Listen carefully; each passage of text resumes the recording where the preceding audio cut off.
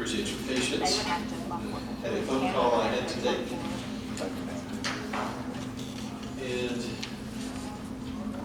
it's good to see you all. Nice warm day out there. It's nice and cool in here. This is the agenda work session of April 13th, 2017. We are attempting to set the agenda for the April 27th regular council meeting. And if we can have the roll call, please. Mayor Lambert, Here. Vice Mayor Stoll, Here. Councilmember Cagle, Here. Councilmember Hilton, here, Councilmember Williams, Here. excuse me, City Manager Miller, Here. City Attorney Litchfield. Here. Potentially a lot of items on the agenda for next time. What would be scheduled as old business next time on second and final reading, so we'll have first reading tonight, is ordinance number 1030 regarding garbage and trash, refuse and trash disposal. I'm sure we will have quite a bit of discussion about it tonight, or at least get the hit all the highlights tonight for sure. So if council would like to just wait until the regular meeting tonight, again, I'm sure there will be a thorough explanation at that point. Item B would be ordinance 1031, which would be rezoning case of 1506 Creekmore Road from C2 commercial to R1 residential. That would be before us on second and final reading. Again, that's on for first reading tonight. I believe the public hearing is tonight as well. And again, further explanation will occur during the regular meeting. Item C would be ordinance 1032. That would be a budget amendment, I believe. Would be, again, second and final reading, so first reading is tonight. If there are no questions on those items, we will proceed to new business. Item A would be public hearing for the Housing and Redevelopment Authority. Correct me if I'm wrong, if I say anything that's inaccurate, Mr. Attorney, but according to state statute, there has to be a petition signed by 25 residents of the city of East Ridge. That has been done. Those petitions have been turned into the city. There has to be a notice 10 days ahead of a date at which we have a public hearing. And essentially during that public hearing, the city council will consider if there is unsafe, unsanitary housing in the city of East Ridge. And if council chooses to, council believes that that is the case, then they will be able, at the conclusion of that public hearing, to vote up or down on an ordinance, or excuse me, a resolution that would create a housing authority, a redevelopment authority. I think that's it in a nutshell. Please. Oh, thank you, appreciate it. So that's the overview of that topic. Again, public hearing next time, so the public will have plenty of opportunity to speak in regard to that. That will be new business for next time, April 27th. Are there any questions now about that? Okay. Item B will be rezoning of 1516 Congress Avenue from R1 residential to O2 Hospital and Institution District.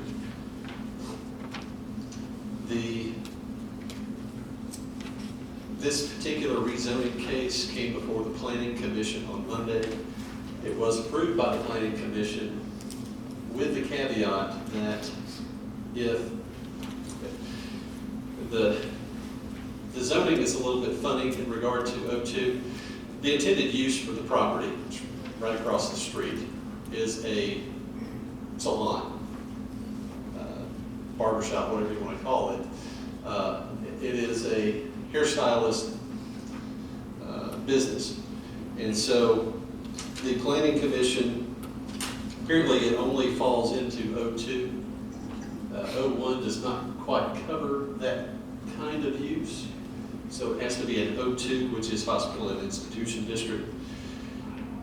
Planning Commission, because there was some concern from the neighbors or the neighboring property owners, Planning Commission recommended that this rezoning be approved. However, if it ever stops being used as a salon, that it come back to the Planning Commission.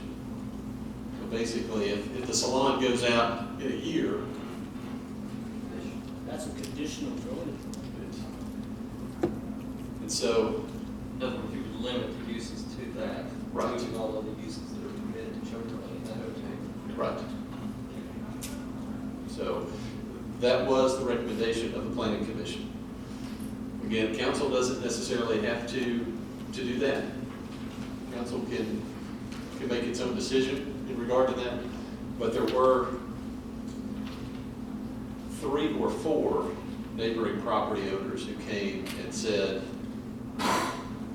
that they were comfortable with it being a salon, but if it became something else, if it became a clinic of some kind or whatever else might be allowed under O2, they would not be comfortable with that. So, Suntan bed shop.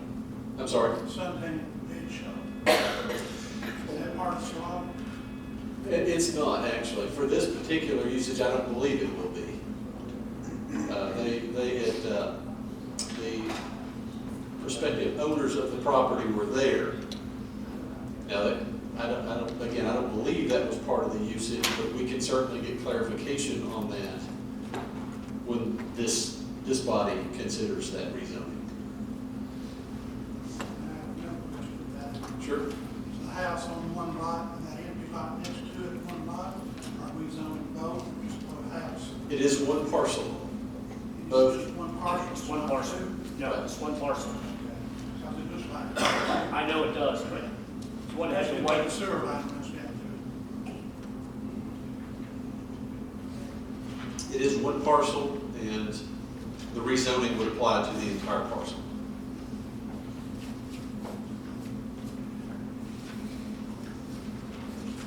And again, we will get essentially a report from Chief Building Official as far as what was talked about at the Planning Commission, what the Planning Commission then discussed and decided upon to send it to council.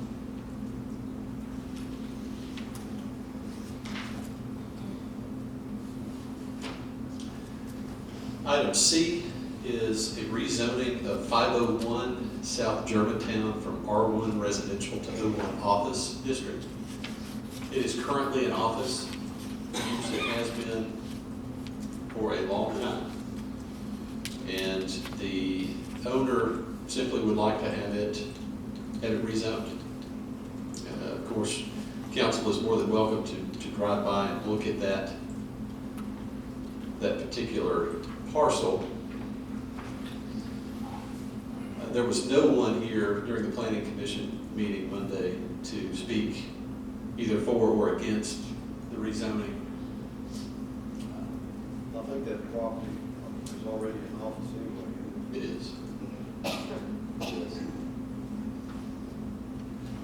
And again, I'm sure the coach department will provide a report in regard to this prior to that next meeting.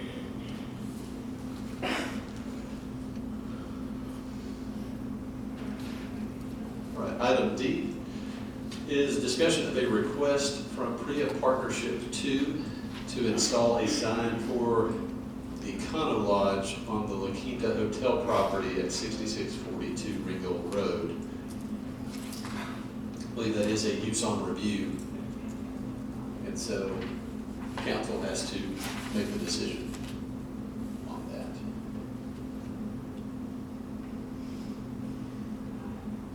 And what used to be the Crown Inn behind the rear of the La Quinta property is, I don't know if you've been by there and seen it lately, they have all manner of dumpsters and trucks and everything else out there. They're pretty well stripping the building down. And their intention is to renovate. And so this is a part of that process. I do have a question in regard to that, legal question. That hotel has been closed for over a year. It's been vacant for a year. The portion of it sits in a floodway, which we do not prohibit people building in a floodway. So now they're coming in just to do a paint up fix-up job, cosmetic job is what I call it. Can't we enforce the laws and rules and regulations and say you've got to bring that up to code, which means you've got to elevate it out of the floodway and make it adhere to our codes as they stand today? Yeah, we may, yeah, is it zoning to that property? Do we know? So regardless of the zoning, it's been a hotel, but it's been closed. It's been closed and vacant for as many years as it has been. It's been vacant ever since I've been here. Some people know, residents know longer, better than I do how long it was. But in other cities out there, they would have to bring that whole development up to code. They can't bring it up to code today because of course it's been a floodway. We don't allow buildings to go in floodway unless they provide a first floor elevation under the FEMA documents, floodway maps, bring it up. And then, has the whole operation been out or just a portion? It has, that entire building. I don't know exactly when it was actually vacated, but I know it was empty by September of 15, because that's when the La Quinta opened after their complete remodel. And I believe that was a stipulation for them to be able to open. This was like a corporate thing. This was not the city saying this, but in order for La Quinta to open, the property behind them had to be closed down and vacant. Just because of conditions that were there. Yeah, I met with the owners of that several months ago. We were talking about doing since that's a border region, to work something out there. At that time, I thought they were looking to tear it down and building the new one here that would meet the codes. And I just found out the other day that that's not what they're doing. That kind of, that's just facelift on Well, paint up, fix up does not take care of the floodway issues. That's living space. And the concern I have is some of the other states I've lived in management, that if the city does not enforce the floodway maps, then FEMA has the right to come in and start downgrading your floodway designations. Okay? And I don't want that to happen here because everybody who's out there in floodway that has flood insurance ends up having to pay more. That's the implications. We turn, FEMA's heartless on this. They sit there and say, to see that we issued a building permit and occupancy permit for something that should have been brought up to code. They're gonna write it down and you stand the chance of having your designations, your what you call your ISO ratings increased. Instead of pull their permits. I don't know. That's just, it. it's Katie's on here. No, Let's talk. I don't know. Like, Yeah, I'm not aware of any, Okay. any was aware of any flood out on. I just think that we have an opportunity. We have a hotel down there that's had some problems in the past. Just because you change the color, it doesn't mean that it's going to be upgraded. Painting it, fixing it up, moving the carpet, still the same building. Well, let's talk, we'll get. It doesn't meet code. Right. And the flood map's been changed down there. Not that I'm aware of, not in that area. I was thinking that we're on the Camp Jordan saying. There was a portion of the Kim Jordan side that I was. don't know if they extended over there or not. See, that I don't, I'd have to talk to Kenny on that to find out. I think he goes on vacation tomorrow.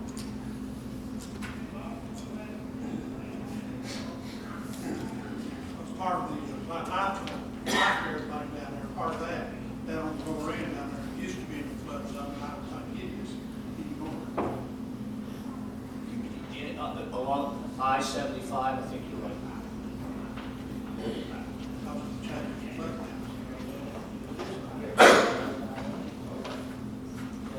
now. So obviously, we're going to dig a little deeper into that property and the, Of course, we can't make them bring us some flood elevation. That's part of the building code. That's part of the permit process. It shouldn't be part of the permit process. Make them bring us a building on the flood elevation from the first floor.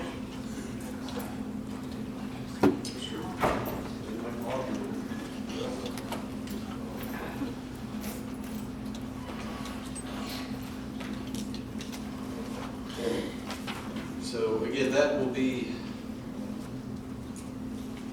considered next time during new business, item D.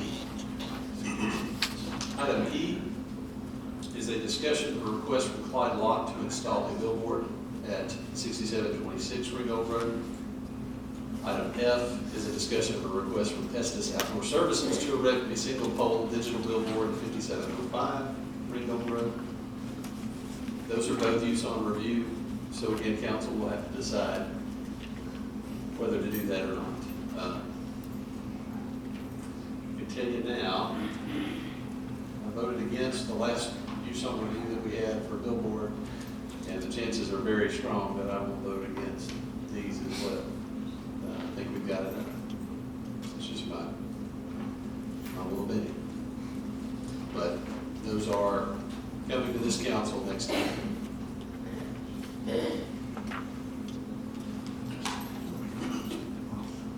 Item G is discussion of ATVs in residentially zoned areas. Yeah, that's what I've added on the study session. My office has received complaints from residents in an area of the town about a 2-acre residentially zoned lot that's been converted into ATV track. And property owners and their friends are out there on weekends with these ATVs. The noise, dust, they gotta live through all that.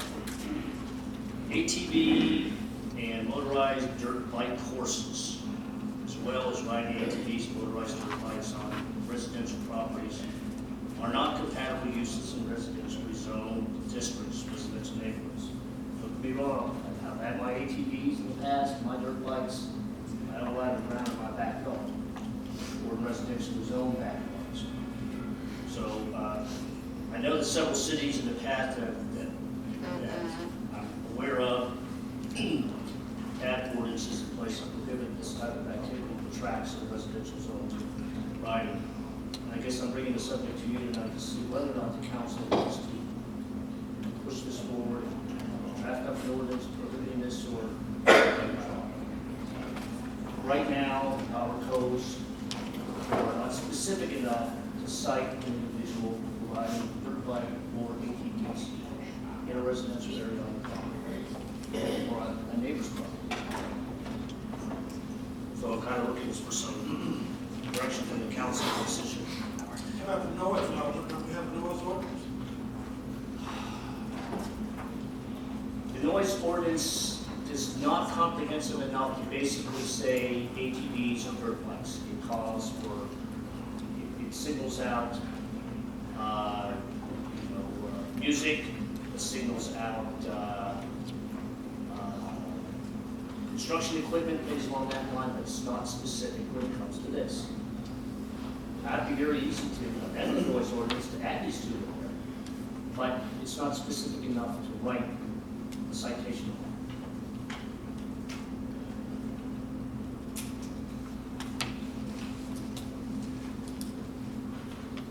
I don't, my personal feeling, I don't have a problem with someone riding an ATV or dirt bike on their property, like behind their house or something, if they're, I think if they have a track, if they created a course, There's of course been some statute. that probably goes beyond beyond the realm of what is reasonable. I would hate to live next door to that. Well, the key to it also is this is a 2-acre tract that's vacant, they own the property. They're not charging anybody. And you and I can take our ATVs over there and ride. I think that's just, it's theirs. It's theirs and their family and any invited friends. I was understanding they raise light poles, but they can ride at night. That's right here too. Wow. Been talking to them as the other day. They were supposed to build 3 homes. I think they came up, It was originally 3, one now. There's no house on there now, and I don't believe they're proposing to build a house. Talking to Kenny, there's no drawings or permit pulled to put a house on there. There was a permit pulled for one. It was originally Oh, really? subdivided, 3 lots, Okay. and add that way. It was never subdivided, Okay. and have one permit for one home.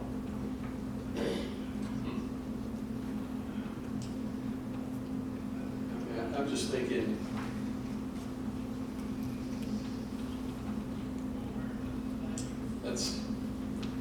that's out there to me. I mean, you could, I guess if I wanted to start a batting cages or something, I could erect lights and have a hitting facility and just invite all of my family and friends over to hit baseballs into the wee hours of the night. That doesn't seem reasonable.